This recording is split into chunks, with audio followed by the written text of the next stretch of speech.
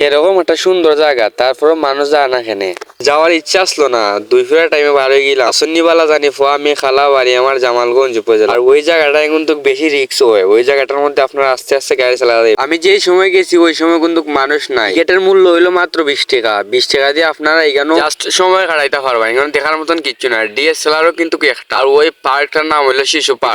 সুনামগঞ্জ। আমি একটা জিনিস ওই ভাবি, ওই শিশু পার্ক লেখলো কেন? শিশু পার্ক না লেখকে যদি আরো অন্য একটা লেখতো তাইলে ভালো আসলো। আমি মনে করছি যে এটা শিশুরা খেলনার জায়গা, কিন্তু এটা শিশুরা খেলনার জায়গা না। আপনারা যদি বুঝলেন তাহলে তো ভালো, না বুঝলে আমার আর কিছু হওয়ার নাই। গাঙ্গের সাইডে পড়ছে পার্কটা, আর ওই পার্কের ভিতরে তো জানেন কি তাহলে যাওয়ার লাগে। আমি গেছিলাম জাস্ট ভিডিও করবার লাগে। আর আমি মনে করছি যে এটা শিশুরা শিশুরা মনে হয় খেলে। আর ওইখানেও দুই ফের লাঞ্চ করা যায়, খুব সুন্দর একটা জায়গা। ছোট বাচ্চারা খেলনার জায়গা আছে, কিন্তু ছোট বাচ্চারা নাই। আপনারা যদি ওই পার্কের মধ্যে যাইতেছেন তাহলে অবশ্যই ফ্যামিলি নিয়ে যাইবেন। ফ্যামিলি নিয়ে গেলে ওরাই ভালো লাগবো। আর আমি কইমু যে ফ্যামিলি ছাড়া কিন্তু যাইবেন না। ওই পার্কের মধ্যে আমি আর যাইতাম না কোনো সময়। আর আপনারা যদি ফ্যামিলি থাকে তাইলে অবশ্যই ফ্যামিলি নিয়ে যাইবেন। জানি না আপনাদের কাছে আমার ভিডিওটা কিরকম লাগছে। যদি ভালো লাগে তাইলে অবশ্যই পেজটা ফলো করবেন।